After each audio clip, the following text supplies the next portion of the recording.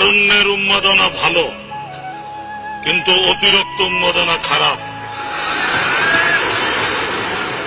যারা বক্তব্য রাখে তারা অনেকে ভুলে যান আমরা অনেকে এখানে বেঁচে আছি যারা জিয়াউর রহমানের সাথে একসাথে লড়াই করেছি। মাননীয় স্পিকার, এই সংসদে পয়েন্টটা যাতে কারেক্টলি থাকে সেজন্য বলছি, ব্যক্তি হিসাবে আমি প্রথম ব্যক্তি মেজর জিয়াউর রহমানকে 1971-এর 26শে মার্চ বোয়ালখালীর পার্টিতে রিসিভ করেছি এবং সারা দিন আমি জিয়াউর রহমান সাহেবের সাথে ছিলাম। প্রমাণ চান? এই সংসদের কাছে বলছি, you have to call colonel Oli, you have to call lieutenant general Mir Shaukat Ali, যারা আমরা একসাথে ছিলাম।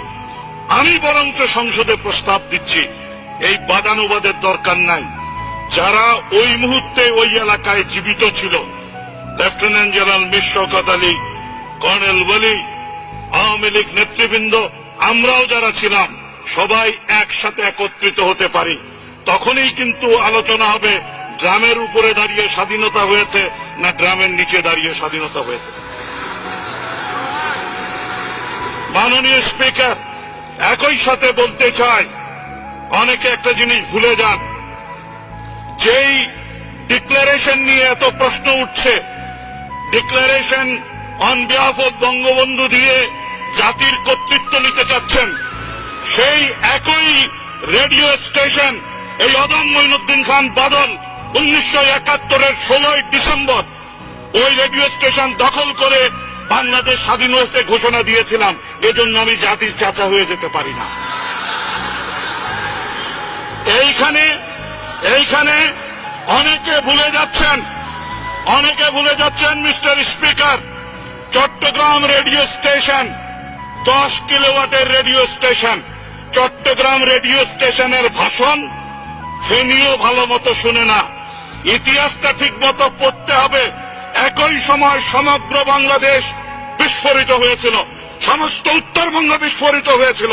বরিশালে মেজর জলিল গর্জে উঠেছিলেন খালেদ মোশাররফ, গর্জে উঠেছিলেন শফিউল্লাহ, গর্জে উঠেছিলেন অন্যান্য প্রান্তের মানুষ।